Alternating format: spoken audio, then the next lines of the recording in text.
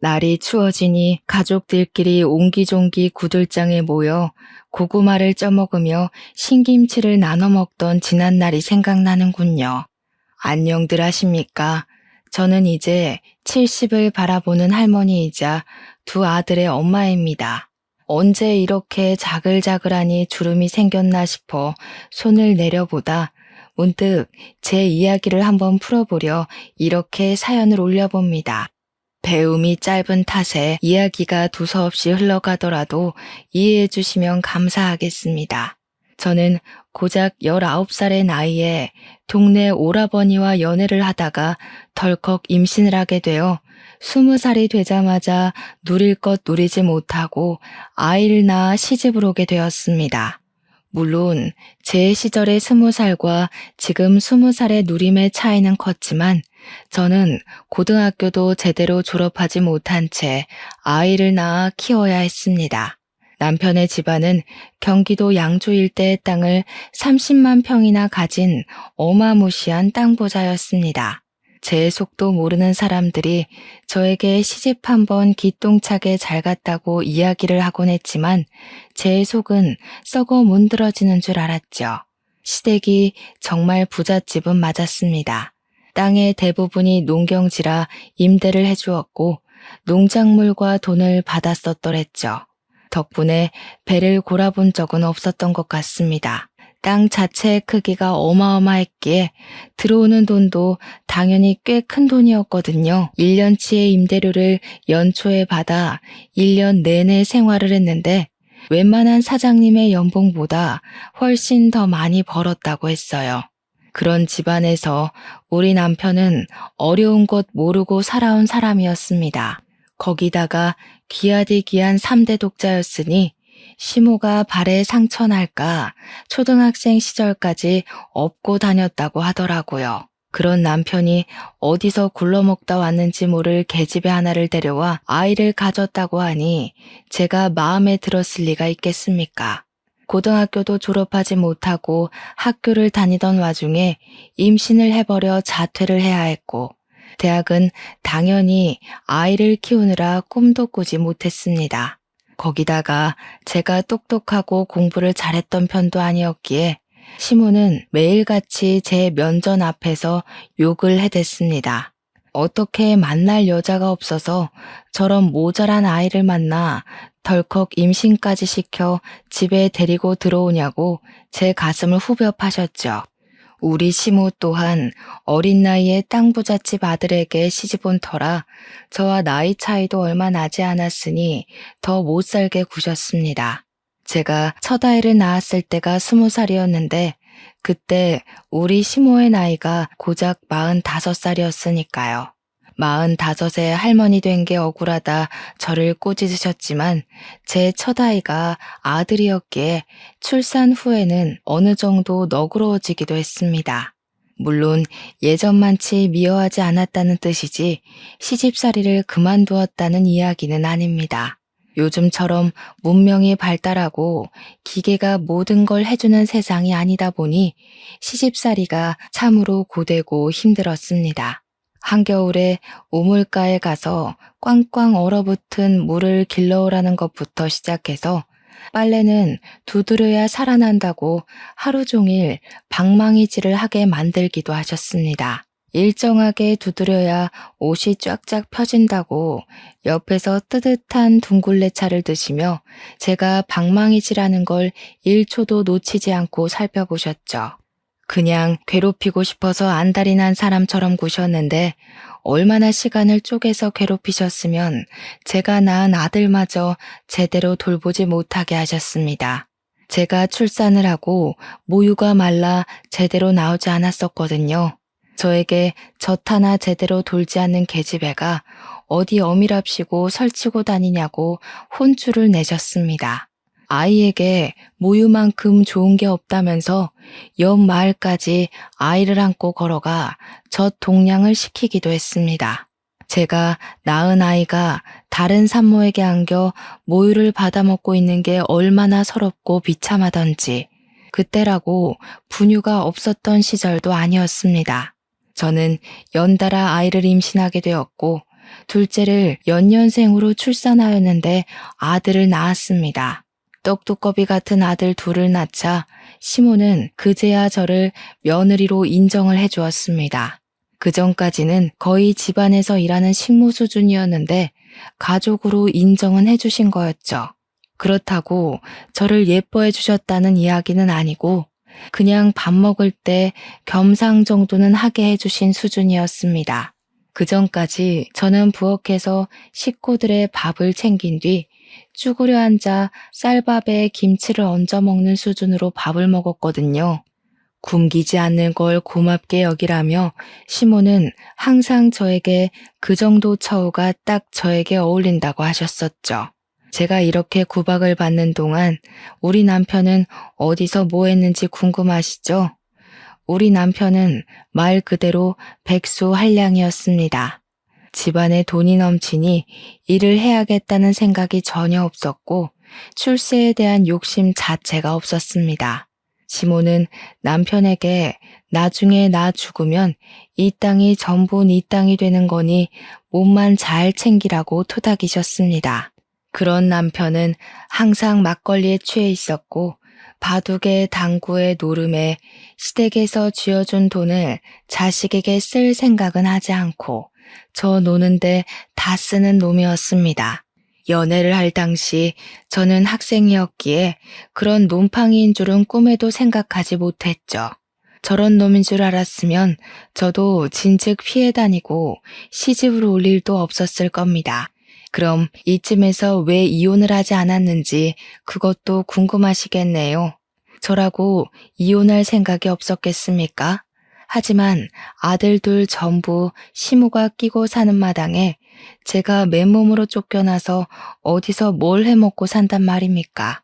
내 배로 낳은 자식을 두고 어찌 이 집을 떠나 혼자 살 수 있겠습니까? 거기다가 저는 용기조차 없는 바보였습니다. 시댁을 나가게 되면 돈 한 푼 없이 저를 어디 받아주는 곳도 없을 텐데 중학교만 겨우 졸업한 주제에 무슨 일을 해먹고 살겠습니까? 그냥 이 집에서 죽었구나 살았구나 그 정도만 생각하면서 사는 게 속 편한 일이라고 생각한 거죠.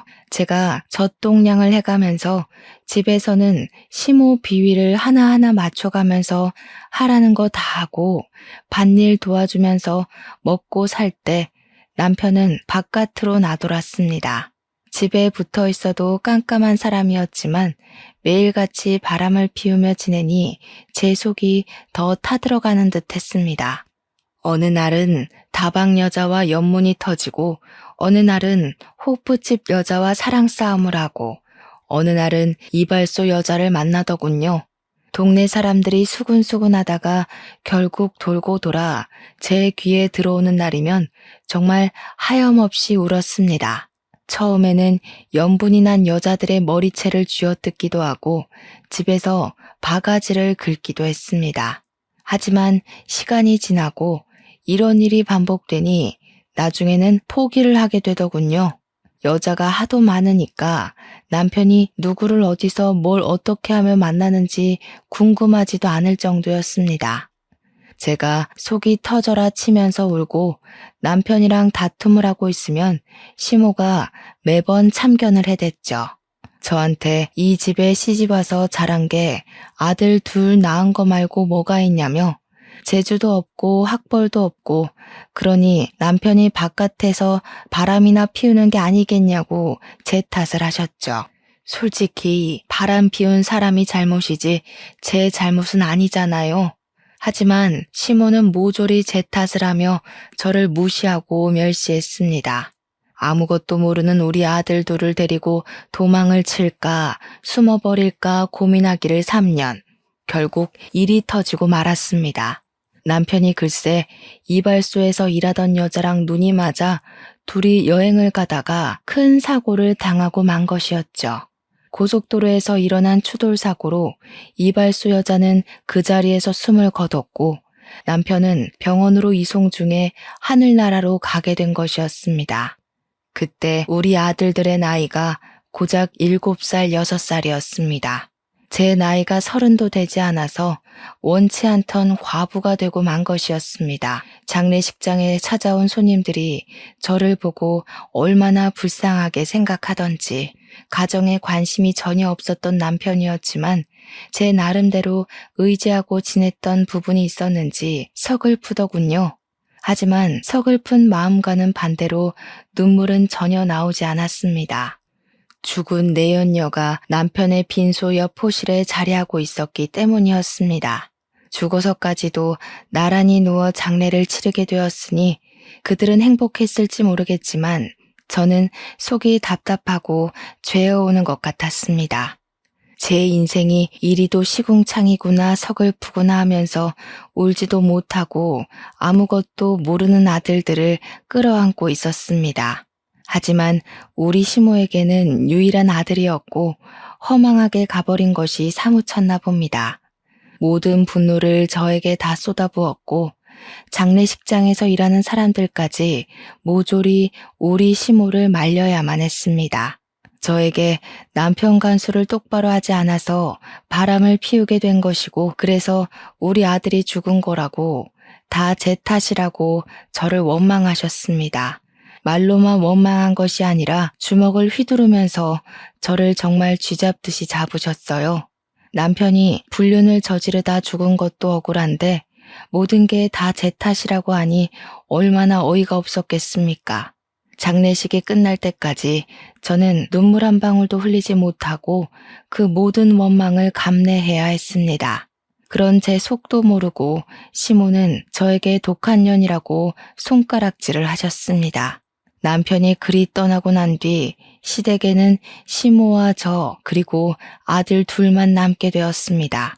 이제 이 집과의 연줄도 여기서 끝이고 떠나야 하는구나 하고 생각을 하면서도 저는 망부석처럼 그 집을 떠나지 못했습니다. 시모는 제가 도망이라도 갈 것이라 생각을 했는지 제 아들 둘을 볼모로 잡고 저를 끝까지 붙들었습니다. 우리 시모가 땅 부자다 보니 재력이 어마어마하지 않았겠습니까? 저에게 어느 날은 그런 소리를 하시더라고요. 돈도 없이 내 손주들 데려다가 고생시키고 공부도 못 시키고 할 거면 손주들은 두고 몸만 나가라고요.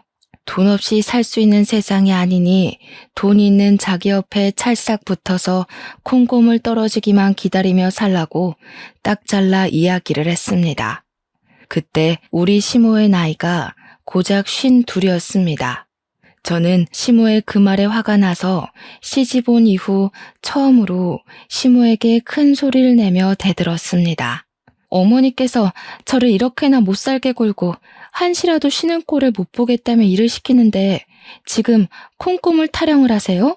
제가 악에 받쳐서 고래고래 소리를 지르고 화를 내니 시모도 순간 놀라셨는지 숨을 헉 하고 들이키시더군요.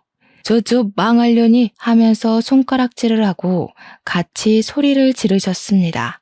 그때 7살 된 우리 아들이 시모의 소매자락을 쥐고는 우리 엄마 괴롭히지 말라며 엉엉 울었습니다. 할머니는 악마야. 우리 엄마를 괴롭히고 그래. 할머니 싫어. 미워 하면서 울자 시모는 충격을 받은 듯한 얼굴을 하셨죠. 그 소리에 아이의 손을 뿌리치고는 방에 틀어박혀서 한동안 나오지 않으셨습니다. 저는 우리 아들들까지 모두 시모의 눈밖에 날까봐 두려웠지만 우리 아들들 키우는 데 들어가는 돈은 아낌없이 주셨다는 건 감사하더군요. 그날 이후 시모의 괴롭힘은 눈에 띄게 줄어들었습니다. 시모가 저에게 잔소리를 하려고 하면 첫째 아들이 달려나와 우리 엄마 괴롭히지 말라고 소리를 질렀거든요. 아들들이 한 해 두 해 나이를 먹고 커갈수록 시모가 저에게 행했던 일이 부당하다는 걸 알게 되었고 아들들은 참지 않았습니다. 일찌감치 철이 들어 항상 저에게 우리 엄마 고생 절대로 안 시킬 거라고 행복하게 해주겠다고 노래를 불렀습니다. 엄마가 평생 손에 물 안 묻히고 살 수 있게 성공할 거라고 둘 다 눈에 불을 켜고 코피를 쏟으며 공부를 했습니다. 사춘기 때도 저에게 반항 한 번 하지 않았고 시모가 트집을 잡을 때마다 악착같이 저를 지켜낸 두 아들이었습니다. 오죽하면 시모가 자기는 아들이 없어서 서러워 죽겠다고 울고불고 할 정도였습니다. 그렇게 시간이 흘러 양주 시골 자락에서 공부를 열심히 한 우리 아들은 소위 말하는 명문대에 진학을 하게 되었습니다. 그것도 아주 우수한 성적으로 아들 둘 모두 법대에 진학을 했고요. 평생 오지 않을 것 같았던 군대를 가는 순간까지 맞이하게 되었죠. 군대에서도 혹여나 시모가 저를 괴롭힐까 휴가를 나오면 집을 떠나지 않는 효자들이었습니다. 속이 깊고 다정한 우리 아들들을 보면서 제가 얼마나 하늘에 감사했는지 모르겠습니다. 기구한 인생을 살 운명일지 몰라도 자식 복 하나는 대단하구나 하고 감사 기도를 올리곤 했습니다. 우리 아들들 모두 고시 준비에 돌입하게 되었고 서울에 가서 공부를 시켜주겠다고 했으나 아무것도 없는 시골이 공부하기 딱 좋다고 하더군요. 방 한 칸씩 차지하고 공부를 한 결과 길지 않은 시간에 합격을 하여 첫째 아들은 판사가 되었고 둘째 아들은 변호사가 되었습니다. 합격을 한 날 마을 잔치를 열 정도로 시모가 좋아했었죠. 저는 그때부터 팔자가 피었구나 하고 생각을 하게 되었습니다. 우리 아들들이 무던히 노력을 하여 한 자리씩 맡았을 때 제 나이가 고작 50밖에 먹지 않았으니 저도 이제 쉼을 가질 수 있겠구나 싶었던 거죠. 그때 우리 시모의 나이가 75이었고 노친네도 성격 많이 죽었구나, 한풀 꺾였구나 싶었을 때였으니까요. 우리 시모의 양주 땅이 당시에 30만 평 정도였는데 그 땅 임대값으로는 아들들의 대학 등록금이나 고시 공부를 지원해주기 어려웠는데요. 뭐든지 최고급으로 가장 비싸고 좋은 걸로 해줘야 한다는 시모의 입김 때문이었습니다. 그렇게 땅을 조금씩 팔아가며 아들들 뒷바라지며 생활이며 하고 있었는데 어느 날 시모가 사기꾼의 꼬드김에 넘어갔어요. 더 좋은 땅이 나왔다는 마을 이장님의 감언이설에 홀라당 속아서 그 농경지를 팔고 다른 땅을 사게 된 것이었습니다. 그런데 알고 보니까 그 새로 산 땅이 그린벨트라는 것에 묶여있는 말도 안 되는 험지 수준의 땅이었던 거죠. 마을 이장님이 그 동네 토박이었고 신임도 두터웠던 분위기에 마을 사람들 몇 명이 그 꼬드김에 넘어간 것이었습니다. 모든 사실을 알았을 때는 이미 이장님이 야반도주를 마친 후였던 것이었죠. 이장님네 아들이 노름에 미쳐서 집안을 홀라당 해먹었고 그 돈을 메꾸기 위해 마을 사람들을 상대로 사기를 친 뒤 나른 것이었습니다. 우리 시모는 아주 비싼 값을 치르고 쓸데없는 쓰레기 땅을 가지게 된 것입니다. 다행인 건 하늘이 무너져도 솟아날 구멍이 있다고 아들들이 그동안 번듯하게 자리를 잡았기에 생활비를 보태주기로 한 것이었죠. 완벽하게 반대의 상황이 되어버린 것입니다. 시모가 돈으로 저를 올가매고 있었는데 이제는 제가 시모를 책임지고 생활을 해야 하는 지경이 된 거죠. 저에게 돈이 생기니까 시모는 어느 날부터 제 눈치를 보면서 빌빌 기기 시작했습니다. 제 마음이 얼마나 통쾌했겠습니까? 지난 시간 모두 보상받는 듯한 기분이 들긴 했습니다. 하지만 그것도 아주 잠깐이었죠. 제 심성 자체가 못돼 처먹질 못해서 시모에게 제가 당한 만큼 모질게 굴 수가 없더라고요. 그냥 예전처럼 시모의 잔소리, 핀잔, 투정을 받아주고 돌보며 어느 날은 두런두런 이야기도 나누고 그렇게 서로를 벗삼아 지내고 있었습니다. 시모가 육포를 참 좋아하셨거든요.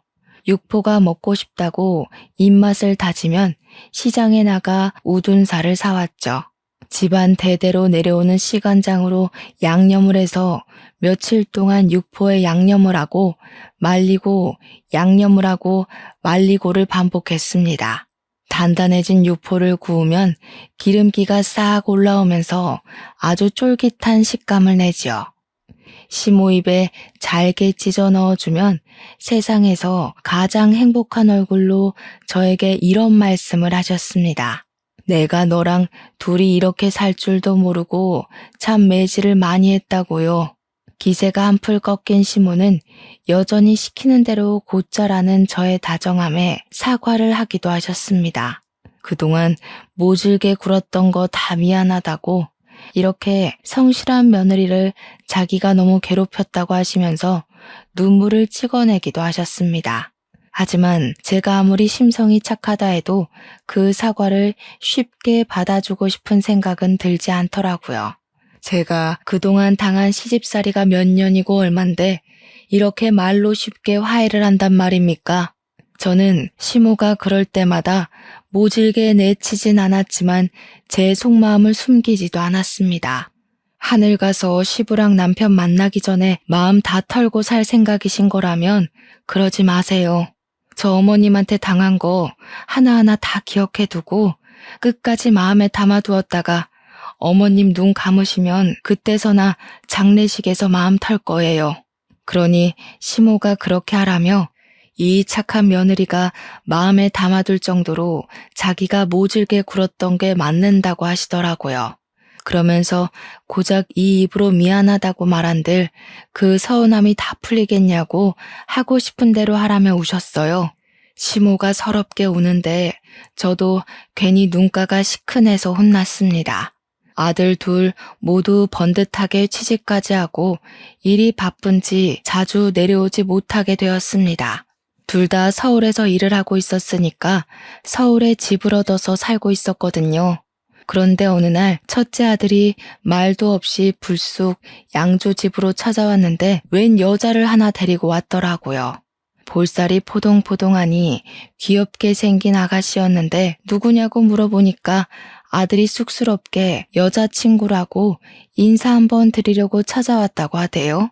아들보다 2살이 어린 아가씨는 법원에서 일을 하고 있는 공무원이라고 했습니다. 시모는 버선발로 뛰어나와 둘이 결혼이라도 하려고 그래서 같이 내려온 게야 하면서 아이처럼 방방 뛰시더라고요. 이러다 소원처럼 증손주까지 보고 눈 감겠다고 즐거워하시며 같이 내려온 아가씨에게 이것저것 물으셨어요. 저는 한편으론 시모가 너무 오버를 하는 게 아닌가 싶어서 시모를 말리고 있었습니다. 이미 손자 며느리 취급을 하는 시모를 보면서 아들이 쑥스러워하더라고요. 가벼운 사이는 아니구나 하고 생각을 했는데 아가씨 손이 정말 야무져도 너무나도 야무지더라고요.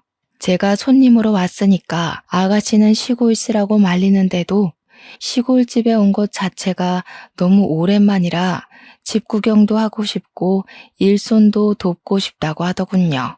그 아가씨의 외가가 깡총 시골에 있어서 이런 구들장이 있는 가옥 같은 데서 방학 시절을 보냈다고 자기한테는 이 시골집이라는 것 자체가 그리운 공간이라고 하더라고요. 말도 어쩜 그리 예쁘게 조곤조곤 하는지 마음에 쏙 들었습니다. 저랑 같이 솥밥을 좋아하는 시모를 위해 가마솥에다가 밥을 짓기도 하고 나물을 무치기도 하고 하는데 음식 솜씨까지 좋더군요. 너무 마음에 들어서 다음번에는 우리 며느리와 시어머니 사이로 봅시다 하고 보냈습니다. 그 뒤로도 따로 아가씨에게 먼저 연락이 와서는 좋은 고기가 있어서 시댁으로 고기를 보냈다고도 하고 어디 여행을 다녀오거나 좋다는 게 있으면 선물을 보내주기도 했습니다. 시골집이라 집안이 건조하다면서 가습기도 선물로 보내주었고요. 제가 오죽 신이 났으면 말입니다. 우리 작은 아들한테도 자랑을 했어요. 그러니 작은 아들이 형수를 만나본 적 있다고 하면서 사람 참 괜찮지 않냐고 하더라고요. 넉살 좋은 우리 작은 아들은 벌써 그 아가씨를 형수 하는 것 같았습니다. 변호사가 직업인 작은 아들은 법원에 갈 때 가끔 시간이 맞으면 첫째를 만나는데 법원 공무원으로 일하는 아가씨도 자주 본다는 것이었죠. 밥도 같이 몇 번 먹어봤는데 사람이 참 됨됨이가 되었다고 좋은 사람이라고 이야기를 하더라고요. 우리 첫째 아들 결혼 걱정은 한시름 났으니 너도 좋은 사람 데리고 오라며 이야기를 했습니다. 그렇게 몇 개월을 가족같이 굴었던 아가씨가 어느 날부터 연락이 되지 않더라고요. 제가 먼저 연락을 하기도 좀 그래서 무슨 일이 생긴 건 아닌가 걱정만 하고 있다가 넌지시 작은 아들에게 물어봤습니다. 그러니 둘이 헤어진 것 같다고 하면서 큰아들이 무슨 생각으로 사는지 모르겠다고 걱정이 많다고 했어요. 왜 그러냐 하니까 큰아들이 글쎄 그 아가씨랑 헤어지고 다른 여자를 만나는데 그 여자가 영 좋아 보이지 않는다는 겁니다. 그 여자가 영 별로니? 하니까 형이 욕심을 부리는 것 같아서 별로라고 하더군요. 이게 다 무슨 소린가 싶어서 걱정을 하니 시모가 나이가 있는 애들이니 알아서들 하겠지. 내버려두라고 하시더라고요. 그래서 그때는 그렇게 일단락 되었죠. 그리고 시모 나이가 80이 되었을 때 팔순잔치를 하기로 약속을 잡았습니다. 워낙 아들들이 바쁘니 시모랑 제가 서울에 가서 밥을 한 끼 먹기로 했죠. 그런데 그날 상의도 없이 큰아들이 웬 아가씨를 또 데리고 왔는데 무척이나 세련된 아가씨였습니다. 딱 봐도 비싸 보이는 가방에 목에는 치렁치렁 목걸이들, 손에는 알이 큰 반지를 끼고 있었습니다. 제가 아가씨는 누구시냐고 물어보자 우리 큰아들의 여자친구라고 소개를 하면서 결혼 전에 인사를 드릴 겸 찾아왔다고 하더라고요. 갑자기 결혼이라고 하니 제가 말문이 막혀 큰아들을 바라보았죠. 그러니 큰아들이 지금 정치계 쪽에 오래 몸담고 있는 굵직한 의원의 딸이라고 소개를 하더라고요. 둘째는 모르쇠하며 시큰둥한 표정으로 가만히 앉아 있었고요. 그 아가씨는 우리 둘째에게 아는 척을 하며 살갑게 굴었지만 둘째는 네네 하면서 대답을 하는 둥 마는 둥 했습니다. 그렇게 어색한 공기가 흐르는 곳에서 식사가 시작되었습니다. 우리 시모가 아무래도 비싼 호텔 밥을 먹어본 일이 없어서 그런지 스테이크를 썼는데 잘 못 썰고 허둥거리시길래 제가 좀 도와드렸습니다. 그러니 빤히 보고 있던 그 아가씨가 비웃음 섞인 목소리로 이야기를 하더군요. 어머, 이런데 자주 안 와보셨나 봐요. 우리 할머니는 돌아가시기 직전까지 스테이크 엄청 잘 써셨는데. 그러니 우리 시모가 자기가 이런 걸 언제 먹어나 봤겠냐며 주눅 들어 계시더라고요. 다른 자리도 아니고 팔순잔치랍시고 모인 건데 그런 핀잔을 들으니 제 기분이 좋지 않았죠. 그런 것 같아 보였어요. 원래 식기는 바깥쪽부터 쓰는 건데 아무거나 잡히는 대로 쓰는 게 아니고요. 어머, 천박해라. 뭐라고요? 아니 아가씨, 뭐로 먹든 잘못 먹으면 되는 거 아니에요? 천박하다고? 제가 날선 목소리로 이야기하자 그제야 억지 웃음을 지으면서 아무것도 아니에요 하더라고요. 그날 집으로 돌아와서는 큰아들에게 그 아가씨랑 결혼을 할 거냐고 물어보면서 전에 만나던 아가씨는 어떻게 된 거냐고 했어요. 그러니 이미 헤어진 사람 이야기를 굳이 꺼내냐면서 지금 만나는 아가씨 집안이 대대로 정치인 집안이라고 이야기를 하더라고요. 그게 무슨 상관이냐고 너 직업도 판사인데 네 앞가림이나 잘하고 살라고 집에서 내조하는 여자가 최고 아니냐고 했죠. 그러니 아들이 저한테 뭐라고 하는 줄 아세요? 자기 와이프는 엄마처럼 살게 하지 않을 거라고 하는 겁니다. 머리를 한 대 맞은 듯한 기분이 들어서 저는 그냥 알겠다고 하고 전화를 끊어버렸습니다. 언제는 제 손에 물 한 방울 안 묻히게 호강시켜주겠다고 하더니 말이죠. 그러더니 정말 둘이 결혼을 하겠다고 저에게 통보를 했죠. 어떻게 상의도 없이 네 마음대로 결정할 수 있냐고 큰 아들에게 물어보니 저한테 그러대요. 벌써부터 간섭하는 거냐고. 자기 와이프한테 시집살이 시킬 생각도 하지 말라면서 자기도 함부로 대할 수 있는 집안이 아니라고 했어요. 그럼 뭐 우리 집은 함부로 해도 되는 거냐고 제가 소리를 높이니 가진 거 없는 집안에서 태어나 고생해서 이 자리까지 왔는데 엄마가 왜 참견이냐고 하더군요. 가진 게 없긴 왜 없습니까?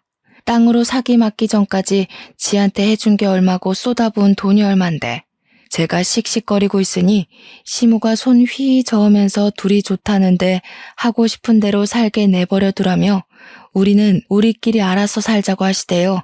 저한테 시집살이 시키며 참견할 땐 언제고.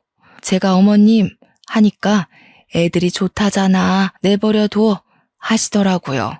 아들한테 잔소리도 못하냐고 하니까 저한테 너도 나중에 장례식까지 가서 원 안 사고 싶지 않으면 가만히 있으라대요. 제가 예전에 했던 말을 기억하시고 이야기하시는데 저한텐 그리 모질게 굴었으면서 손자 며느리한테는 꼼짝도 못하더라고요. 마음대로 하라고 아들에게 말할 수밖에 없었죠. 결혼식도 둘이 알아서 다 정한 다음에 저한테는 통보를 하더라고요. 그래서 제가 아들한테 상견례도 없이 뭐 하는 거냐 하니 상견례 자리를 해봐야 급이 맞지 않아서 쪽팔리기만 할 것 같대요. 고급스러운 음식 하나 제대로 먹을 줄 모르는 사람들이랑 가서 무슨 이야기를 하겠냐고 하대요. 처갓집에서 준 돈으로 식 올리고 사는 건데 돈 한 푼 보태준 거 없으니 참견하지 말라는 소리까지 하더라고요. 아무리 출세욕에 눈이 멀어도 그렇지 우리 첫째 아들이 왜 저렇게 변했나 이해가 안 가더라고요. 작은 아들한테 전화해서 하소연을 하니까 형이 아무래도 욕심에 눈이 먼 것 같다고 판사직도 그만둔다고 하대요. 정치인 사위 된다고 정치판에 끼어들 거라고 말하고 다닌다며 이미 법원에도 소문 쫙 났다고요. 영향력 있는 정치인 장인이 사위를 밀어주겠다고 공공연하게 이야기를 하고 다닌다고 했습니다. 원래 만나던 여자랑 헤어진 것도 지금 형수가 큰아들한테 반해서 정치인 시켜주겠다고 꼬셔서 넘어간 거라고 했죠. 제 큰아들이 그런 놈이었다는 게 참 믿기지도 않고 어이도 없었죠. 시모는 모든 이야기를 다 듣고도 아무 소리 안 하더라고요. 아무튼 우리 큰아들 나이 36살에 결혼을 하게 되었습니다. 시모는 81살의 나이에도 결혼식에 참석해서 정정함을 내보였는데 제가 손님들 맞이하는 사이에 화장실을 가셨다가 크게 넘어지셨어요. 뼈가 부러지거나 하진 않았는데 엉덩이에 시퍼렇게 멍이 들 정도로 크게 넘어지신 거죠. 제가 놀란 와중에 어떤 아가씨가 시모를 부축해서 오더니 이리저리 살피더라고요. 시모가 말하길 크게 넘어져서 움직이지도 못하고 있는 걸 이 아가씨가 도와줬다고 하길래 고맙다고 인사를 드리는데 우리 작은 아들이 오더라고요. 이미 벌써 인사했어? 하면서 살갑게 굴길래 뭐지? 하는 사이 자기 여자친구라고 소개를 시켜주었습니다. 같은 로펌에 다니고 있는 변호사라고 하면서 인사를 하는데 예쁘장하게 생겨서는 꼼꼼하게 우리 시모를 살피더라고요.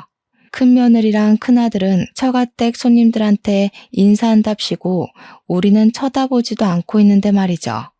저는 며느리가 생기면 절대로 시집살이를 시키지 않겠다고 예전부터 마음을 먹고 있었습니다. 아무래도 당한 게 있으니 그런 생각을 하게 된 것인데 아예 그럴 기회조차 없을 줄은 몰랐습니다. 큰며느리가 명절이고 휴일이고 뭐 찾아와야 시집살이를 시키지 않겠습니까? 늘 바쁘다며 방문하기를 거절했죠. 정치인인 아버지를 따라다녀야 한다. 남편 내조하러 가야 한다 하면서 명절에도 코빼기를 비추지 않았습니다. 큰아들은 결혼식 이후에 판사직을 내려놓고 정치를 하겠다고 뛰어들어 사돈 양반 종노릇을 하고 있었고요. 돈 한 푼 못 벌면서 그 집에 기생하며 사는 꼴이 답답했죠. 제가 잔소리라도 할라 치면 나중에 정치인 되면 다 큰돈 버는 거라고 언제까지 판사직하며 살 수 없다며 큰돈 벌 수 있는 기회라고 했습니다. 반면 둘째랑 만나는 아가씨는 안부 전화도 자주 하고 명절에도 굳이 내려와서 저와 시무를 챙겼어요. 그 아가씨 덕에 양평에 있는 푸빌라도 가보고 바비큐도 해먹어봤죠. 둘째 아들도 시간이 얼마 지나지 않아 결혼을 했고 첫째네와는 다른 모습을 보여주었습니다. 85세의 시모를 일일이 보살피고 챙겨주었습니다. 오죽 예뻤으면 우리 시모가 땅 때문에 얼마 남지 않은 돈을 막 쥐어주기도 했어요. 신혼여행 가서 과자라도 사 먹으라고 300만 원을 주시는데 작은 아들도 놀래더군요. 큰 며느리에게는 돈 10,000원도 쥐어주신 적이 없었으니까요. 아들 둘이 다 결혼을 하고 나니까 더 비교가 되더라고요. 큰 며느리는 안부 전화 한 통 없는데 둘째 며느리는 시간만 생기면 양주로 오더라고요. 아무리 경기도라지만 서울에서 1시간 반은 와야 하고 시골이라 아무것도 없는데 말이죠. 저는 이 넓은 밭만 봐도 기분이 좋아요. 나중에 나이 먹으면 이런 집에서 살고 싶어요. 시골이 뭐가 좋으니? 나는 도시가 좋더라. 며느리야, 도시가 좋으냐? 그럼요. 도시에는 없는 게 없잖아요. 배달 음식도 시켜 먹고 백화점 구경도 하고 지하철도 걸어서 5분 10분이면 탈 수 있고 얼마나 좋아요? 그럼 너도 도시 가서 살거라. 그럼 어머님은요? 나는 요양원이나 들어가서 할머니들이랑 화투나 치면서 살지 뭐. 어머님, 내가 해준 밥 아니면 먹지도 않으면서 마음에도 없는 소리 잘하시네. 이런 장난을 칠 정도로 시모의 관계도 회복되었고 지금 생활에 안정감을 느끼며 살았습니다.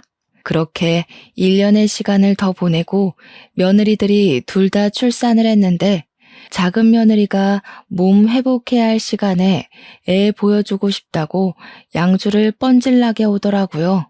정작 우리 큰손주는 사진으로만 봤지 실제로 본 적이 없었고요. 우리 시모가 작은 며느리라면 껌뻑 죽을 만큼 예뻐했어요. 그러던 어느 날 우리 시모가 속아서 산 그린벨트 땅의 규제가 정권이 바뀌면서 풀리게 되었습니다. 거기다가 무슨 대기업에서 그쪽에 공장을 짓는다, 센터가 들어온다, 해외 무슨 가구점이 들어온다 하면서 땅값이 어마어마하게 올랐습니다. 우리 시모가 30만 평의 땅을 팔았을 때보다 훨씬 더 많이요. 각종 회사에서 우리 땅을 사고 싶다며 어떻게 알았는지 집까지 찾아왔어요. 시모는 임대업을 하던 노하우가 있어서 그런지 이쪽 저쪽 계산기를 두드리더니 대기업에 통 크게 팔아버렸습니다. 우리는 평생이 가도 못 쓸 것 같은 엄청난 돈이 생기게 되었어요. 저는 시모한테 이 돈 다 어떻게 쓰실 거냐고 묻자 시모가 그러더군요. 우리 며느리 도시 보내주고 나는 요양원으로 들어가야지. 괜히 마음이 시큰거리는 와중에 둘째 아들에게 전화가 오더니 대뜸 뉴스 봤냐고 물어보더라고요.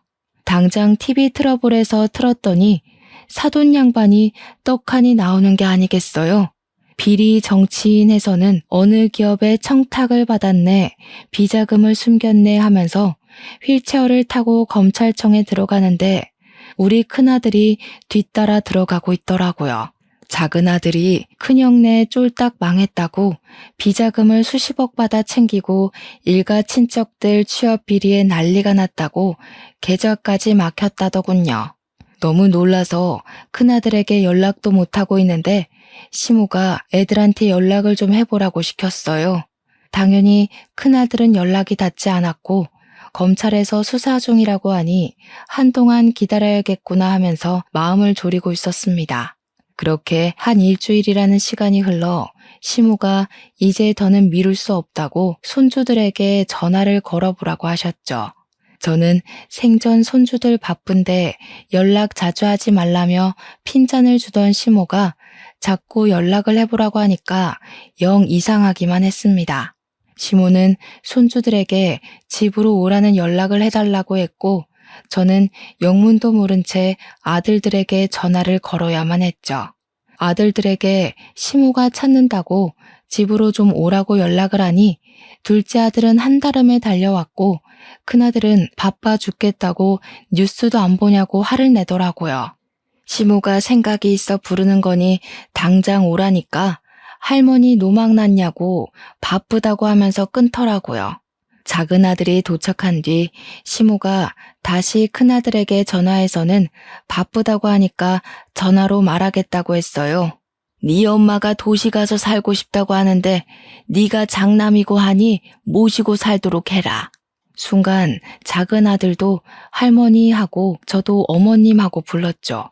근데 큰아들이 내가 왜요? 그러더라고요. 네가 어릴 적에 네 엄마 호강시켜준다 안 했니? 나보고 나쁜 할머니라고 그랬잖아. 그러니까 네가 모시고 가서 살렴. 그게 도대체 언제적 일인데 아직까지 그 소리예요? 호강이고 나발이고 제 코가 석자니까 연락하지 마세요. 괜히 둘째 며느리 앞에서 못 볼 꼴 보인 것 같아서 민망했는데 둘째 아들이 냉큼 묻더라고요. 엄마, 진짜 도시 가서 살게? 그럼 잘 됐다. 우리랑 같이 살자. 그래요, 할머님. 할머님도 같이 가요. 생각보다 도시가 편리하기도 하고 좋은 것도 많이 있어요. 병원도 가깝고요. 교통도 편리하고요. 이제 나이도 많으신데 병원 가까운 데 사셔야죠. 둘째 아들과 둘째 며느리는 거절을 하려는 저에게 오히려 먼저 모시고 살 생각이 있었다고 이야기를 했어요. 언제까지 양주에서 사실 수 없지 않냐고 밭일도 오래 하셨으니 조금 더 시간이 지나면 분명 마디마디 안 아픈 곳이 없을 거라면서요. 의료기술이 발전했다고 하나 이런 시골에 좋은 장비가 없지 않냐고 저에게 도시로 가자고 하더라고요. 그쪽에서 남은 인생 즐기면서 사시는 게 훨씬 좋을 거라고 배울 것도 많고 할 것도 많다고 했어요. 시모와 저는 평생 양주를 떠난 적이 없기에 솔직히 도시에 가는 게 두려운 마음도 있긴 했지만 설레기도 했습니다. 어릴 적 누리지 못한 저만의 시간을 가질 수 있다는 생각이 들어서 점차 도시 쪽으로 마음이 기울게 된 것이었거든요. 그런데 시모가 그러더라고요. 내가 그 시끄러운 도시에서 어떻게 살겠니? 요양원에서 조용히 또래 할머니들이랑 장난도 치고 싸움도 하고 그리 살다 갈란다. 어머님, 그러지 마시고 내가 해준 밥 먹으면서 끝까지 내 옆에서 살다가 가세요. 내가 호화로운 장례식까지 다 해줄게. 예, 며느리야. 내가 몇 년을 더 살 줄 알고 그런 소리를 하는 거야? 너 한 10년은 넘게 내 밥 차려야 할지도 모르는데? 10년이 뭐야. 20년도 더 해드릴 테니까 저랑 같이 가요. 내가 19살에 시집와서 이 나이 먹을 때까지 남편보다 어머님이랑 보낸 시간이 훨씬 많아. 우리 부모님이랑 보낸 시간보다 어머님이랑 지낸 시간이 더 많다고요.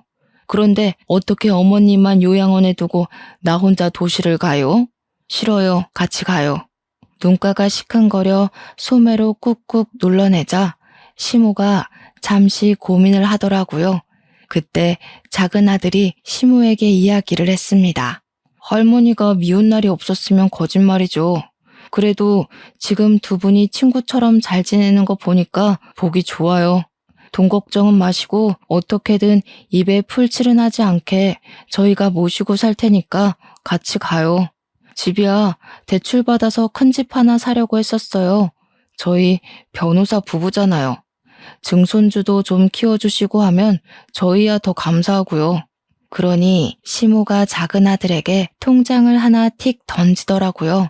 저야 그 통장이 어떤 통장인지 잔액이 얼마인지 알고 있었지만 전혀 사정을 모르던 작은 아들은 통장을 보고 입을 떡 벌렸습니다.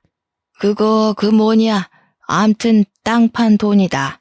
평생 먹고 살아도 남을 돈이니까 대출 받지 말고 네 어미랑 나랑 너네 가족 해서 살 수 있는 큰 집 하나 사라. 몇십억을 줘도 되고 그 돈 다 써도 되니까 네 애미 도시생활 제대로 느낄 수 있는 집으로다가 사. 그 말에 결국 꾹꾹 참았던 눈물을 흘리고 말았습니다. 별거로 다운다고 핀잔을 주던 시모도 결국 고생했다며 눈물을 흘리시더라고요. 우리 한평생이 담긴 양주집은 결국 처분을 했고 작은 아들이 2달 뒤에 방이 6개나 딸린 펜트하우스를 구매했다며 보여주었습니다. 시모가 짐 챙길 것도 없다고 낡은 것들은 죄다 양주에 버리고 오자 하여 새 집에는 정말 몸만 들어갔습니다.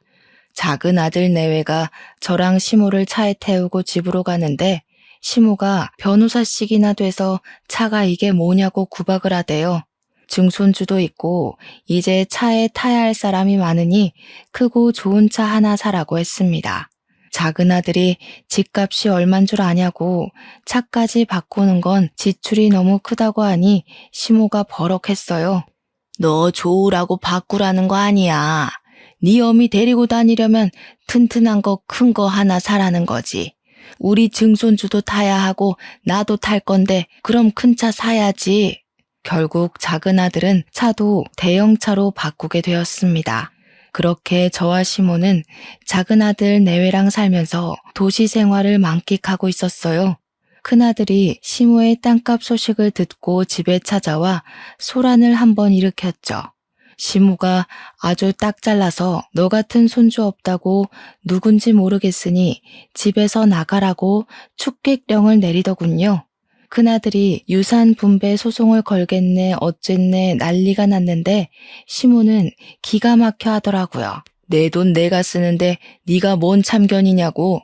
내가 너 보고 네 엄마 모시고 살라 하지 않았니? 거절할 땐 언제고 하면서 혀를 끌끌 차는데 속 시원하더라고요.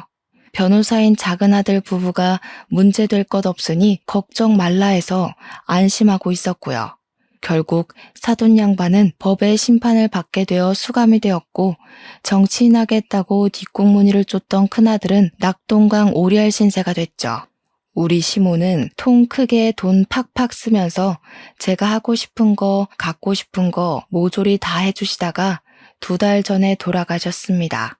약속했던 대로 장례식 크게 해드리고 며칠을 시모 유품 들고 울다가 그리워하다가 지금은 안정을 조금 찾게 되었습니다.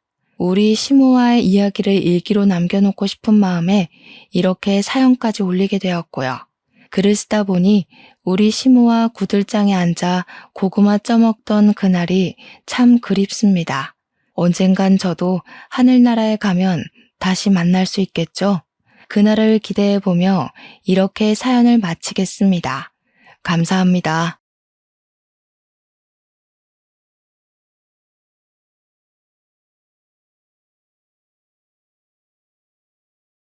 안녕하세요. 저는 이제 막 30살이 된 여성이고 3달 정도 뒤면 엄마가 됩니다. 요새 제 남편과 저는 제 뱃속에 있는 우리 축복이가 누구를 닮았을지 궁금해하며 설레는 마음으로 살고 있어요. 정말 아침에 눈을 뜨고 저녁에 눈을 감는 모든 순간순간이 제게 축복이고 하루하루가 선물 같답니다. 지금의 저를 보면 아무 고민 걱정 없이 정말 편안하게 살았을 것 같지만 사실 저는 이렇게 행복을 느끼며 산지 얼마 되지 않았습니다. 결혼 전에는 아무렇다 못해 비참한 삶을 살았거든요. 그런데 결혼을 하면서 저에 대한 모든 진실이 밝혀지고 드디어 저도 남들처럼 평범하게 살 수 있게 되었답니다. 어떤 분들은 로또가 된 것도 아니고 그저 남들처럼 평범하게 사는 게 뭐가 그리 행복하냐고 하실 수도 있겠지만 저는 이 평범을 찾기 위해 정말 많이 노력해야만 했습니다. 사실 저에게는 아빠, 엄마, 그리고 쌍둥이 여동생이 있었어요. 대부분 사람은 엄마의 사랑을 받으며 응석도 부리고 엄마와 사소한 일로 다투기도 하며 자랐겠지만 저는 엄마의 사랑을 하나도 받지 못하고 차별과 구박만 받으며 살았습니다.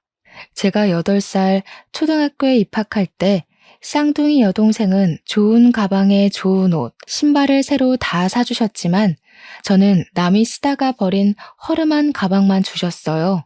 소풍을 갈 때도 여동생 가방에는 항상 과일이며 과자며 샌드위치며 먹을 것이 많았지만 제 몫으로 허락된 것은 오로지 과자 몇 조각뿐이었습니다. 집에서 밥을 먹을 때도 고기 반찬이 있으면 엄마는 오로지 여동생만 챙겨주었고 제 입으로 달걀 부침 하나 들어가는 것조차 아주 완벽히 아까워하셨답니다.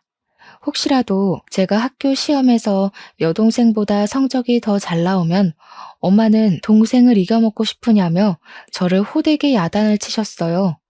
엄마는 제가 항상 여동생의 들러리가 되기를 바랬고 여동생보다 더 잘하는 날에는 그날은 꾸지람이 돌아왔죠. 제게는 예쁜 머리핀, 머리끈조차 허락되지 않았습니다.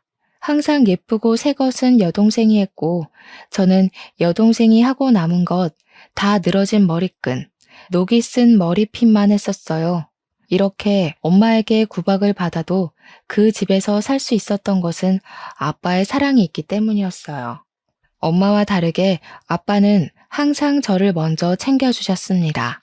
음식도 항상 저를 먼저 챙겨주셨고, 머리핀이나 머리끈도 엄마 몰래 제 것만 사오셨어요. 제가 시험 성적이 잘 나온 날에는 아빠가 제게 몰래 용돈도 듬뿍 주시곤 했답니다. 이런 아빠가 매일 집에 계셨으면 좋겠지만 회사에서 지방 출장이 많으셔서 집에 많이 계시지는 못했어요.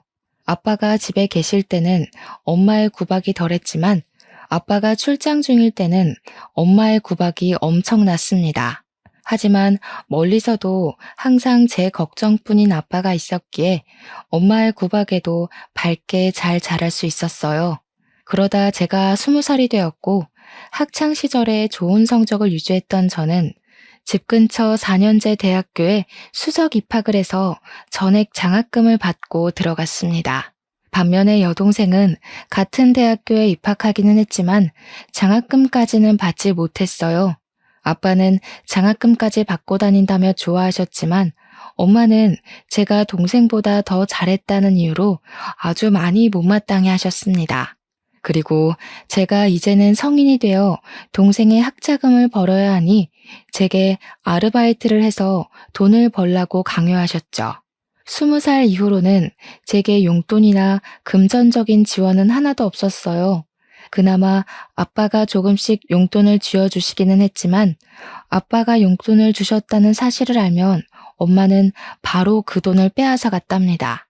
아빠는 그런 엄마에게 너무 차별하는 것이 아니냐며 뭐라고 하셨지만 엄마는 그래도 내가 이만큼이나 키워놨는데 이 정도도 저한테 못 받냐고 하시며 오히려 아빠를 뭐라고 하셨습니다. 저는 이런 엄마가 이해가 가지 않았어요. 아무리 제 자식 중에 더 마음이 가고 눈길이 가는 아이가 있다고는 하지만 엄마는 저를 대놓고 차별했거든요. 그런 엄마를 보면 친엄마가 아닌 계모가 아닐까 하는 생각마저 들었답니다. 차별하는 엄마를 벗어나 기숙사에 살든 자취를 하고 싶었지만 아빠는 나가서 살면 고생이라고 하시며 제가 집에서 살기를 원하셨습니다. 대학교가 먼 것도 아니고 집에서 10분 거리에 있는데 굳이 나가서 살 필요가 있냐고 하셨어요. 그러면서 어차피 시집 가면 평생 떨어져서 살 텐데 미리 떨어져서 살고 싶지는 않다고 하시더라고요. 그래서 어쩔 수 없이 집에서 살게 되었습니다. 그렇게 제가 20살이던 해의 겨울이었어요. 앞으로 돈 나갈 일이 많다며 엄마는 국밥집을 차리셨습니다. 요리에는 관심도 없고 요리 솜씨도 전혀 없는 엄마가 갑자기 국밥집을 하신다고 하니 과연 장사가 잘 될까 하는 생각이 들었어요. 하지만 체인점이라 딱히 엄마만의 손맛이 필요한 것이 아니었고 본사에서 식재료가 다 나와서 엄마가 끓이는 국밥도 먹을만 하더라고요.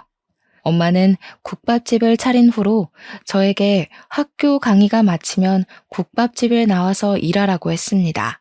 제가 국밥집에 나오지 않으면 제게 전화를 해서 온갖 욕을 했고 전화를 받지 않으면 받을 때까지 아주 집요하게 했어요. 그래도 제가 안 받으면 아예 학교로 쫓아오기까지 했답니다. 아빠가 집에 있는 날에는 그러지 않았지만 아빠가 집에 없는 날에는 당연히 국밥집에서 일해야 했습니다. 반면에 여동생은 정말 아무것도 하지 않고 그냥 공부만 했어요. 대학교 학비는 물론이고 용돈까지 한 달에 50만 원씩이나 받으며 아주 넉넉하게 생활했지만 저는 돈 한 푼도 받지 못했습니다. 그렇게 1학년 내내 엄마의 국밥집에서 일만 하다 보니 대학교 성적은 모두 다 CD뿐이었어요. 제가 수석 입학으로 전액 장학금 대상자이긴 했지만 상위 30%의 성적을 유지했을 때 받을 수 있었기에 저의 장학금도 취소되어 버렸답니다. 저는 다시 학비를 내야 하는 상황이 되어 엄마한테 말을 하니 엄마는 저의 학비를 내주지 않을 것이라고 하셨어요. 그래서 아빠에게 부탁해볼까 싶어 아빠한테 전화했는데 목소리가 좋지 않더라고요. 무슨 일이냐고 여쭈니 병원에서 건강검진을 했는데 위암 초기로 진단을 받아 수술해야 한다고 하셨어요. 게다가 회사에서는 지금 사정이 좋지 않아 더는 월급을 줄 수 없다며 미안하지만 퇴직하라고 하셨대요. 그래서 어쩔 수 없이 아빠는 다니던 회사를 관두시고 위암 수술을 진행해야만 했습니다. 아빠는 퇴직당하시고 병원비까지 나가야 하는 마당에 저는 대학교를 더는 다닐 수가 없다고 판단되어 결국 학교를 자퇴하게 되었어요. 그리고 저는 아빠의 옆에서 병간호했죠. 아빠가 왜 학교에 가지 않느냐고 물으셨는데 그냥 적성이 잘 맞지 않아서 그런다고 하며 대충 얼버무렸네요. 아빠는 자신의 꿈을 찾아야 할 시기에 아빠의 곁에만 있는 제가 걱정되셨는지 제게 공무원 시험 준비를 하라고 했어요. 처음에는 공무원이 되는 것이 그다지 좋지는 않았지만 곰곰이 생각해보니 지금 로또가 되지 않는 한 다시 대학교에 갈 수는 없잖아요. 고졸인 제가 좋은 회사에 들어가기도 힘들고요. 그럴 바엔 차라리 공무원 시험을 보는 것이 낫겠다는 생각이 들어 아빠의 병원에서 일단 공부를 시작했습니다. 원래 성적이 좋아서 그런지 공부가 그렇게 어렵지는 않았어요. 다행히 아빠도 수술 후 증상이 빨리 회복되어 한 달 만에 퇴원하셨습니다. 그 뒤로 아빠는 엄마와 함께 국밥집에서 일하셨고 저는 독서실을 다니며 공무원 공부를 했어요. 그렇게 공부한 지 1년 만에 합격하여 제가 살던 곳 근처에 동사무소로 발령을 받았습니다. 그곳에서 근무하고 처음으로 급여를 받았던 날, 저는 아빠의 내복을 샀어요. 엄마의 내복은 솔직히 사기 싫었지만 그래도 그동안 저를 키워주신 분이니 같이 샀습니다. 내복을 사서 집에 들어갔는데 원래는 한창 가게에서 일할 시간인데 부모님이 집에 계시더라고요. 내가 그래도 입양한 딸 저렇게까지 키워놨으면 됐지 뭘 더 하라는 거예요? 난 진미한테 줄 돈 한 푼도 없어요. 당신은 어떻게 사람이 그래? 그동안 그렇게 받아놓고 진미한테 어떻게 그래? 나는 입양한 딸이어도 내 딸처럼 키웠어. 진미와 경미 하나도 차별 없이 키웠다고. 아이고, 당신이 진미 챙긴다고 경미 무시했던 거 모를 줄 알아요? 어떻게 자기 딸을 무시하고 남의 자식을 그렇게 키울 수 있어? 진짜 눈물 난다, 눈물 나. 부모님이 집에서 큰 소리로 싸우시고 계셨는데 가만히 들어보니 제가 입양된 딸이라는 거예요. 그래서 엄마는 저를 그렇게 미워하고 구박했고 반면에 내 쌍둥이 동생 경미는 친딸이었기에 금지오겹 키웠던 것이었습니다. 이제야 엄마가 저에게 했던 행동들이 다 이해가 갔어요. 저는 충격을 받아 들고 왔던 내복을 그대로 떨어뜨렸습니다. 집에서 갑자기 뭔가 떨어지는 소리에 깜짝 놀란 부모님이 나오셨어요.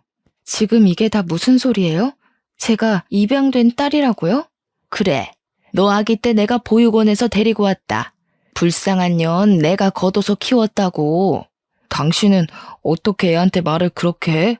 그게 아니고 진미야, 사실은 말이다. 아빠는 저에게 무슨 말을 더 하시려고 했지만 보육원에서 저를 데리고 왔다는 엄마 말에 충격을 받아 아무 소리도 들리지 않았습니다. 그래서 그렇게 저만 보면 못 잡아먹어서 안달이셨어요. 엄마는 어릴 때부터 좋은 것은 다 경미한테, 안 좋은 것은 다 제게 주셨죠. 제가 다 친딸이 아니라서 보육원 출신이라 그런 거예요? 고아 될 뻔한 년 이 정도 키웠으면 됐지 뭘 더 바래? 솔직히 네가 지금 이렇게 공무원 된 것도 다 내 탓 아니야? 내가 너한테 밥도 주고 옷도 주고 했으니까 이렇게 된 거 아니냐고. 경미가 먹다 남긴 밥이요? 그리고 남들이 입다가 버린 해진 옷이요? 지금 겨우 그거 챙겨주고 생색내시는 거예요. 어머, 얘 봐라. 너한테는 그 밥도 아까웠어. 네 분수를 알아야지. 넌 처먹을 자격도 없었어. 막말로 내가 너를 보육원에 보내지 않은 게 어디냐? 어? 너는 나한테 평생 감사하다고 절하면서 살아야 돼. 알겠어? 엄마는 저에게 자신은 할 만큼 다 했다고 하시고 아빠는 자꾸 저에게 무슨 말을 더 하려고 하셨으나 저는 지금 이 상황이 너무 충격적이라 아빠의 말은 듣지도 않고 그 집을 뛰쳐나갔습니다.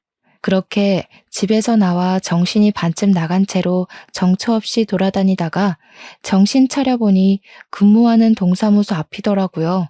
근처에 벤치에 앉아서 멍하게 있는데 누군가가 저에게 물 한 병을 건네더라고요. 누군가 싶어보니 저와 같이 동사무소에 같이 입사를 했고 저와 동갑인 남자 직원 상민 씨였습니다. 상민 씨는 퇴근 후 저녁에 운동하러 나왔다가 제가 정신이 반쯤 나간 채로 걸어 다니는 것을 보고 저러다 다칠 것 같아서 쭉 쫓아왔대요. 그러면서 제게 무슨 일 있냐고 물어봤습니다. 저는 상민 씨에게 제가 살아온 이야기부터 오늘 들었던 이야기까지 다 말했어요. 말하다 보니 너무 서럽고 속상해서 눈물이 나서 상민 씨 앞에서 펑펑 울고 또 울었습니다. 목소리가 잠기고 눈이 퉁퉁 부을 정도로 울고 나니 좀 살 것 같더라고요. 이렇게 제 마음의 상처를 털어놓고 이성을 차리고 보니 제가 괜히 상민 씨를 붙잡고 귀찮게 한 것 같았어요. 그래서 제가 너무 진상이었다고 미안하다고 하니 상민 씨가 아니라고 하며 이렇게 한 번씩 풀어내야 한다고 했습니다. 그리고 상민 씨도 자신이 나와 비슷한 처지라며 살아온 이야기를 해줬어요. 상민 씨도 아기 때부터 19살 때까지 보육원에서 살다가 퇴소를 했대요. 그 후 일단 고시원에 들어가서 9급 공무원 책을 사서 하루에 3시간만 자고 삼각김밥만 먹으며 죽자사자 공부했고 2년 만에 합격해서 지금 근무하는 이 동사무소로 발령을 받았답니다. 그런데 상민 씨는 본인 명의 아파트가 있었거든요. 그래서 동기들끼리 우리 중에 제일 부자라고 하며 다들 부러워했단 말이에요. 그럼 지금 사는 본인 명의 아파트는 무슨 아파트냐고 물으니 상민 씨는 씩 웃으며 사실 공무원 시험 보고 나서 큰맘 먹고 복권을 5만 원어치 샀다고 합니다. 그런데 그중 하나가 1등으로 당첨돼서 20억 당첨금으로 아파트를 마련했다고 했습니다. 그러면서 상민 씨는 이제 집도 있고 직업도 있고 돈도 있는데 가족만 없다며 이 가족 없는 게 참 외롭다고 했어요. 그러면서 우리 둘 다 참 어렵고 힘들게 컸지만 잘 자란 것 같다면서 이렇게 동기가 된 것도 인연인데 앞으로 친해져 보자고 했습니다. 그날 후로 저와 상민 씨는 급속도로 친해졌어요. 일하다가 힘들거나 선배한테 혼났을 때 서로에게 위로가 되어주기도 했답니다. 지금 생각해보면 그때 일하면서 정말 힘들었는데 상민 씨가 옆에 있어서 잘 버텼던 것 같아요. 우리는 퇴근 후에도 종종 연락하고 너무 스트레스를 받는 날이면 동네 편의점에서 간단히 맥주 한 캔을 하며 하루의 피로를 날렸습니다. 그렇게 자주 만나고 연락을 하다 보니 어느새 우리는 연인 사이가 되었어요. 우리는 사귀면서 평일에는 일하고 한 달에 한 번씩은 보육원에서 봉사활동도 했습니다. 봉사활동을 같이 다녀보니 상민 씨는 아이들과도 정말 잘 놀아주고 보면 볼수록 알면 알수록 멋진 사람이었어요. 상민 씨도 제가 싫지는 않았는지 그 뒤로 6년을 만났습니다. 우리는 사귈 때 한 번도 싸우지 않았고 남들이 흔히 말하는 권태기도 없었답니다. 하루는 평소처럼 데이트하다가 결혼에 관한 이야기가 나왔어요. 저도 상민 씨도 서로를 결혼 상대로 원했고 살아온 배경도 비슷하고 화목한 가정을 갖는 것을 누구보다 간절히 원했기에 27살의 어린 나이지만 평생 함께하기로 약속했습니다. 상민 씨는 부모님이나 가족이 없기에 상민 씨가 우리 집으로 와서 부모님께 정식으로 인사를 드리기로 했어요. 제가 집에 결혼하고 싶은 남자를 데리고 온다고 하자 아빠는 제가 결혼할 사람을 데리고 온다니 엄청나게 좋아하셨지만 엄마와 경미는 못마땅한 표정을 지으셨어요. 그리고 엄마는 저에게 결혼할 남자를 데리고 온다고 진수성찬이나 음식 같은 것은 바라지도 말라고 하셨습니다. 상민 씨가 처음으로 우리 집에 방문한 날이었어요. 상민 씨는 잘 보이려고 정장을 입고 과일 바구니를 들고 왔는데 엄마는 음식은커녕 다과조차도 준비하지 않으시고 상민 씨를 그저 위아래로 훑어보셨습니다. 엄마의 그런 모습을 보는데 정말 어찌나 얼굴이 화끈거리고 민망하던지요. 그래도 아빠가 아주 반갑게 맞이해 주셨네요. 그래, 너도 공무원이라고? 부모님은 뭐 하시고? 사실 저도 보육원에서 자라서 부모님은 계시지 않습니다. 그래? 아주 끼리끼리 잘 만났네. 그래도 둘 다 보육원에서 낳았는데 공무원까지 된 거 보면 성공했네. 그런데 고아라서 결혼하면 사위덕 보고 싶었는데 비싼 혼수 같은 거는 꿈도 못 꾸겠다. 그래도 공무원이면 적지 않은 돈은 벌지? 다달이 용돈이나 좀 줘. 당신은 어떻게 애들한테 말을 그렇게 해? 이 사람 말 듣지 말고 그저 둘이서 잘 살기만 하면 된다. 알겠지? 내가 그동안 얘를 열심히 키워서 이렇게 성공시켜놨는데 나도 그 정도는 받아먹고 살아야지. 내가 꽁으로 쟤 키웠어? 그만 좀 해. 미안하다 얘들아. 참, 그럼 결혼하면 집은 어떻게 할 거니?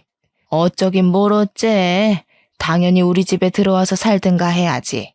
보육원 출신인데 뭐 집이라도 있겠어? 사실 상민 씨 아파트가 있어요. 거기에 들어가서 살 거예요. 아파트가 있어? 몇 평인데? 어디에? 아니, 보육원에서 자랐으면 친척도 없을 텐데 요새 같은 시대에 어떻게 집이 생겼대? 그냥 어쩌다가요. 집은 28평이고 우리 집 근처예요. 엄마는 저와 상민 씨가 돈으로만 보이는지 용돈을 다달이 무조건 달라고 하시고 상민 씨가 아파트가 있다고 하니 아주 좋아하는 것이 눈에 보였습니다. 저는 그런 엄마의 모습을 보니 상민 씨한테 정말 미안하고 민망했어요. 그날 집에서 나왔는데 상민 씨의 표정이 굳어서 한동안 아무 말 없이 그저 걷기만 하길래 저는 상민 씨가 헤어지자고 말할 것으로 생각했답니다. 그래서 제가 먼저 하고 싶은 말 있으면 뭐든 하라고 했어요. 상민 씨는 벤치에 앉았고 저도 그 옆에 앉았습니다. 상민 씨는 한참을 뜸을 들이다가 혹시 이 자리 기억나냐고 물어보더라고요. 저는 잘 모르겠다고 하니 5년 전에 우리가 처음으로 밖에서 만나 서로의 살아온 이야기를 나눈 곳이라고 했습니다. 생각해보니 5년 전 제가 입양된 아이라는 사실을 알고 정신없이 밖에 떠돌다가 앉았던 동사무소 앞 벤치였어요. 사실 그날 이 벤치에서 울면서 살아온 이야기를 하는 진미 씨를 보면서 그때 이미 진미 씨의 가족이 되고 싶다고 생각했어요. 그때는 우리 나이가 어렸고 가진 게 없어서 결혼하자는 말은 못했죠. 그런데 방금 진미 씨 엄마를 만나니 저런 엄마 밑에서 진미 씨가 어떻게 이렇게 밝고 건강하게 잘 컸을 수 있을까 하는 생각도 들고 한편으로는 그동안 얼마나 힘들었을까 하는 생각에 안쓰러워서 눈물 나서 혼났네요. 그래서 이제는 정말 빨리 진미 씨한테 행복한 가정, 좋은 가족을 만들어주고 싶어요. 우리 빨리 결혼해요. 상민 씨는 엄마의 모습이 실망스러웠을 텐데 그 와중에도 먼저 결혼하자고 손을 내밀어 주었습니다. 저는 상민 씨의 그런 마음에 감동하고 바로 상민 씨와 결혼식을 준비했어요. 신혼집은 그냥 상민 씨의 집에서 하기로 하고 어지간한 가구나 가전제품은 다 있으니 침대만 새로 드리기로 했습니다. 그리고 웨딩드레스도 고르러 갔어요. 다행히 저와 상민 씨의 마음에 드는 것이 있었고 저는 웨딩드레스를 입은 사진을 찍어 아빠한테 보냈어요. 아빠는 저의 사진을 보자마자 우리 딸이 세상에서 제일 예쁘다고 답장을 보내주셨답니다. 그리고 상민 씨와 밥을 먹는데 아빠 번호로 전화가 왔어요.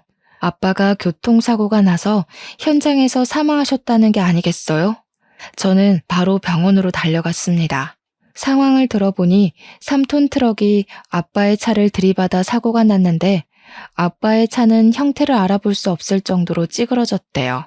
저는 바로 엄마와 경미한테 전화를 했습니다. 그런데 아무도 전화를 받지 않더군요. 저는 생각지도 못했던 아빠의 장례식이라 충격을 받아 손만 덜덜 떨고 있었어요. 그런 저를 상민 씨는 꼭 안아주고 제 옆을 지켜주며 차분하게 장례 준비를 도와주었답니다. 빈소가 다 차려지니 그제야 엄마와 경미가 왔어요. 제가 너무 짜증이 나서 도대체 어디에 있었길래 아빠가 저렇게 될 동안 연락도 없었냐고 하니 둘이서 랍스터를 먹으러 갔었대요. 그러면서 엄마는 이렇게 갑자기 사고가 날 줄 알았냐고 하며 오히려 제게 화를 내는데 정말 어이가 없었습니다. 아무리 그래도 한평생을 같이 산 부부인데 어떻게 사람이 저럴 수 있나 싶더라고요. 경미도 슬퍼하기는커녕 아무 생각이 없었습니다. 마음 같아서는 저 두 모녀의 머리채 붙잡고 싸우고 싶었지만 그래도 아빠의 장례식장을 싸움터로 만들 수는 없으니 그냥 꾹 참았네요. 저는 아빠의 지인들에게 부고 문자를 보내고 하나둘씩 오시는 손님을 맞이하며 아빠를 보내드릴 준비를 했습니다. 그리고 다음날 오전 입관식을 했어요. 누워있는 아빠를 보니 그저 눈물만 나더라고요. 제가 이 집에서 살 수 있는 유일한 희망이었는데 그런 아빠가 하루아침에 어이없는 사고로 돌아가시니 이제 어떻게 이 세상을 살아가나 싶었습니다. 항상 따뜻한 손으로 저를 안아주시고 다독여주시던 아빠인데 그날 잡은 아빠의 손은 정말 소름이 끼칠 정도로 차갑고 딱딱했네요. 누워 계신 아빠가 지금이라도 당장 일어나서 제게 우리 딸 왔냐고 하며 웃어주실 것 같은데 애석하게도 아빠의 감긴 눈은 절대 떠지지 않았습니다. 저는 누워 계시는 아빠를 보며 목 놓아 울다가 정신을 잃었어요.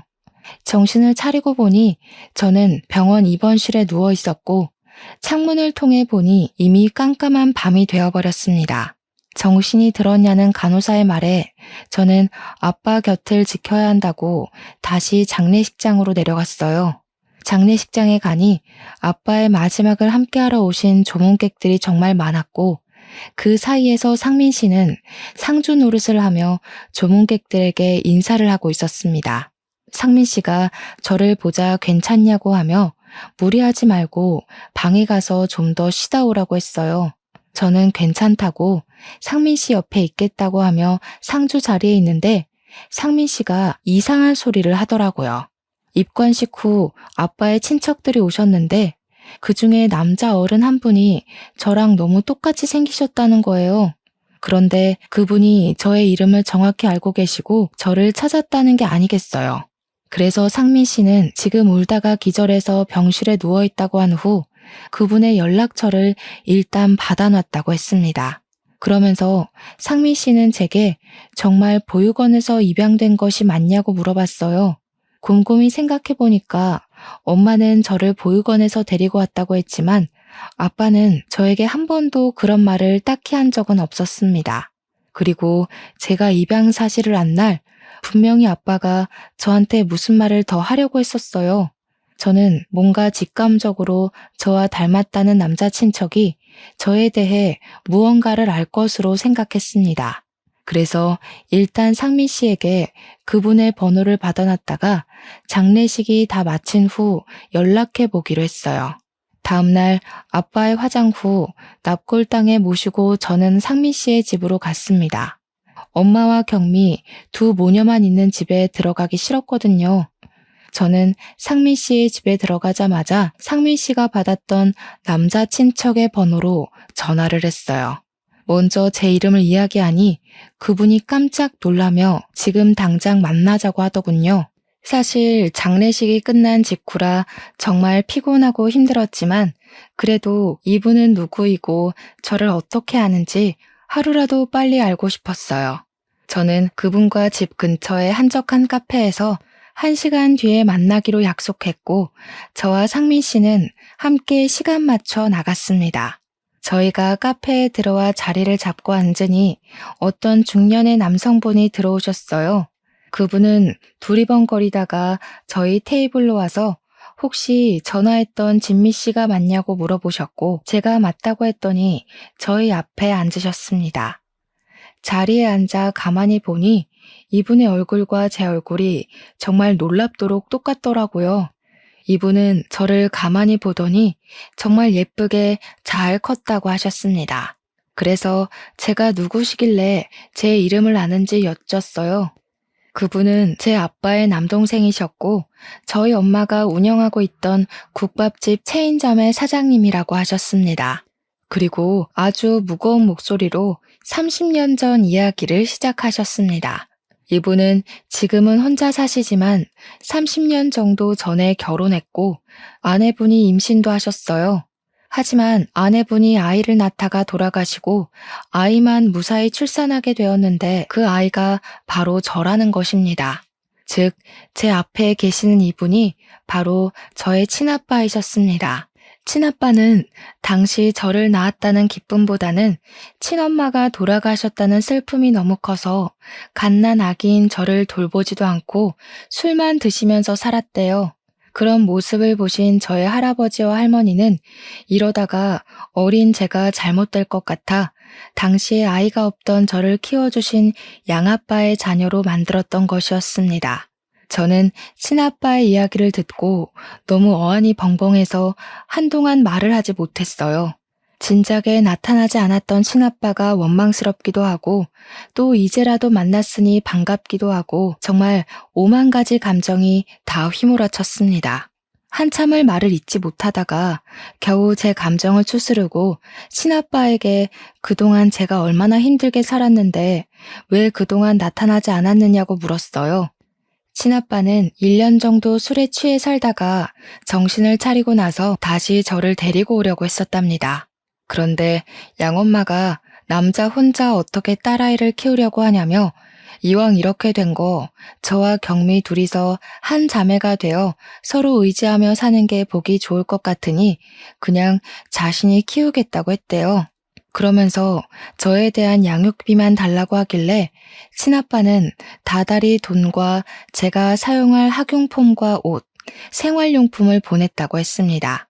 그 뒤로 친아빠는 좋은 아빠는 되지 못해도 어디서 꿀리지 않는 아빠가 되기 위해 국밥집을 하나 차렸고 속된 말로 뼈와 영혼을 갈아 넣어 크게 성장시키고 확장시켜 체인점까지 냈다고 합니다. 그리고 제가 20살이 되던 해 양엄마가 저의 대학교 학비를 내야 한다며 돈을 더 많이 달라고 요구해서 차라리 이럴 바엔 일자리를 줘야겠다는 생각에 국밥집까지 열어주었대요. 저는 친아빠의 말에 너무 황당했습니다. 저는 학교 다닐 때 새 가방, 새 옷은 구경도 못했고 항상 헝가방과 남이 입다 버린 옷만 입고 지냈거든요. 게다가 제가 용돈을 달라 그러면 양엄마는 제게 줄 돈 따위 없다며 구박만 했습니다.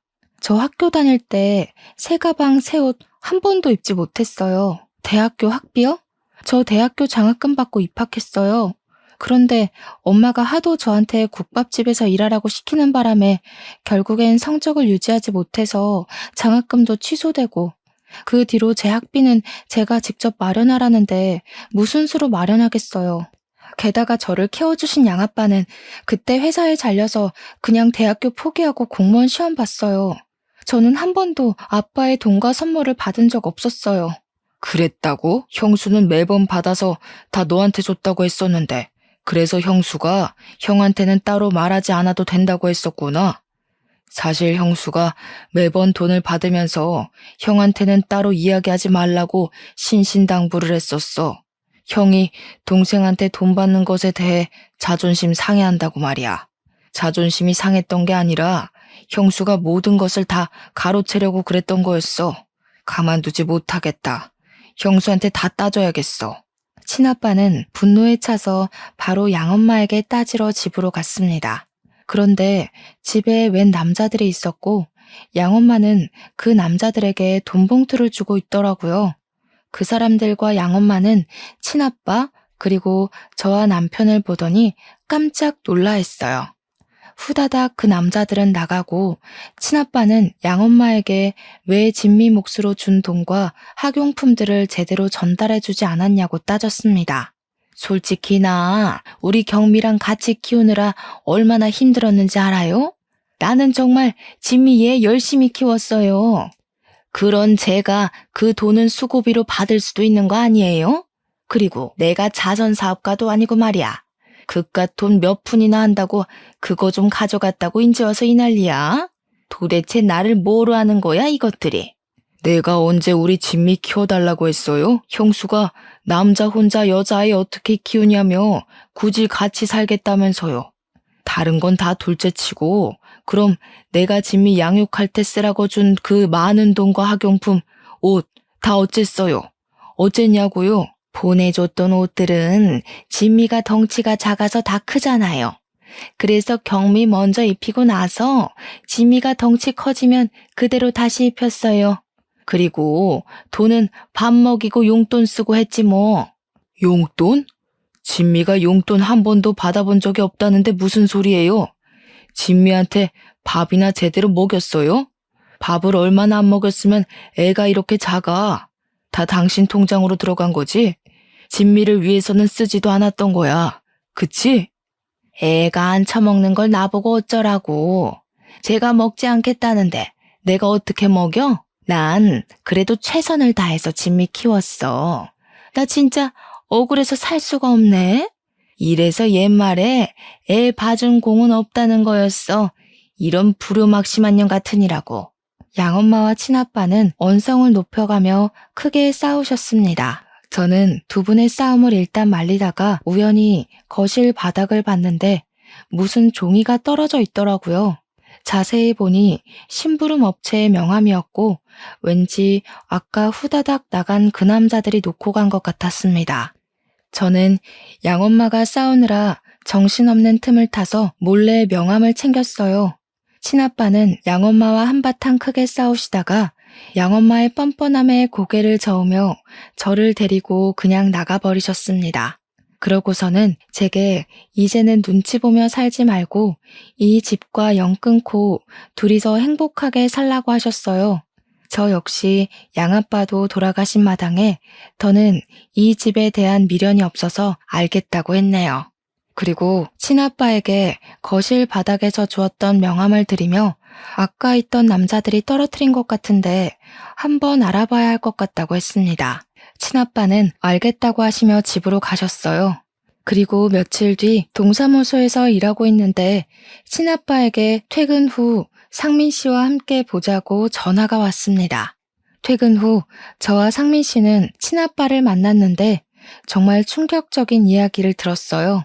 친아빠는 그날 헤어진 후 제가 바닥에서 주운 명함에 적힌 주소로 찾아가셨답니다. 그리고 거기 있던 직원에게 양엄마와 어떤 거래를 했는지 물어보셨는데 처음에는 알려주지 않다가 양엄마가 건넨 돈보다 더 많은 돈을 주니 그제야 어떤 거래를 했는지 알려주었대요. 알고 보니 양엄마가 양아빠의 사망보험금을 노리고 자동차 사고를 고의로 냈던 것이었더라고요. 저희는 분노에 가득 차서 바로 양엄마를 보험 사기로 신고했어요. 그렇게 양엄마에 대한 수사가 시작되었고 친아빠가 확인한 것이 모두 사실이라고 밝혀졌어요. 다른 부분은 아직까지 수사 중에 있습니다. 그리고 친아빠는 양엄마의 국밥집을 다른 사람에게 넘겼고 경미는 그 뒤로 연락이 끊어졌어요. 그리고 저는 저의 친아빠를 모시고 상민 씨와 결혼을 했습니다. 드디어 저만의 가정이 생긴 것입니다. 결혼식 때 이제 저도 진짜 가족이 생겨서 기쁘기도 하고 친딸도 아닌 저를 사랑해 주시고 길러주신 양아빠가 보고 싶기도 해서 눈물이 어찌나 나던지요.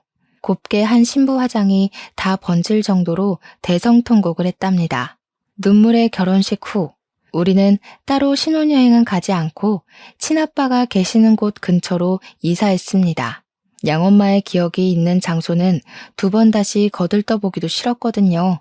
그 후 우리는 평일에는 동사무소로 출근하고 주말에는 친아빠의 국밥집 장사를 도와드리면서 행복한 신혼을 보내고 있었습니다.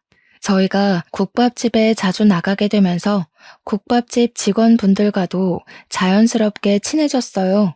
그중 유별나게 저와 남편에게 친절하시고 뭐 하나라도 챙겨주시는 주방 이모님이 계십니다.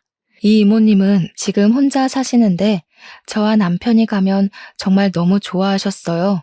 친아빠 말로는 이모님이 젊은 시절에 아이가 있었다고 합니다. 그런데 아이가 갓난아기일 때 남편이 일하다가 사고로 돌아가셨고 주변에 도움을 받을 만한 친인척도 없었대요.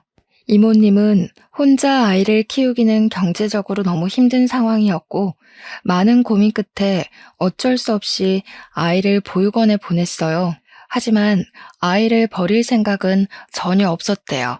그저 경제적인 기반이 잡힐 때까지만 보육원에 보내려고 했답니다. 그래서 아이를 보내놓고도 몰래 보육원에 가서 자신의 아이를 지켜보곤 하셨대요. 그러던 어느 날 갑자기 말도 없이 보육원이 이사를 가버렸고, 그 뒤로 보육원을 찾으려고 여기저기 다녔지만 그때는 요새처럼 서류나 전산이 체계적으로 관리가 되지 않아 아이를 지금까지 찾지 못했다고 합니다. 그런데 이 아이가 자라면 아마 남편과 제 또래일 것이라고 했다고 하셨어요. 그러면서 우리 부부를 보면 꼭 이모님의 아들 부부가 온 것 같다면서 저희를 너무 좋아하셨죠. 그러던 어느 토요일이었습니다. 그날은 상민 씨가 요새 살이 너무 쪘다며 운동을 가고 저는 친아빠의 가게에서 일을 도와드리고 있었습니다. 가게를 정리하고 퇴근을 하려는데 이 이모님이 핸드폰을 두고 퇴근하셨더라고요. 이모님 핸드폰을 카운터에 두며 우연히 배경화면을 보게 되었는데 배경화면에는 담요에 쌓인 아기 사진이 있었습니다. 딱 봐도 오래전에 인화된 사진을 핸드폰으로 찍은 것 같았어요. 그런데 이 담요가 어디선가 많이 본 것 같더라고요. 담요에 대한 기억을 더듬어가고 있는데 이모님이 핸드폰을 두고 갔다며 들어오셨습니다. 네, 왜 그런 생각이 들었는지 모르겠는데 이모님의 얼굴을 보는 순간 묘하게 남편의 얼굴이 겹치더라고요. 그러면서 남편이 보육원에 있던 시절부터 사용했던 담요라며 제게 보여준 기억이 났어요. 저는 제가 들고 있던 핸드폰을 이모님께 건네주며 핸드폰 배경화면에 있는 담요에 쌓인 아기 사진은 어떤 사진이냐고 여쭸어요.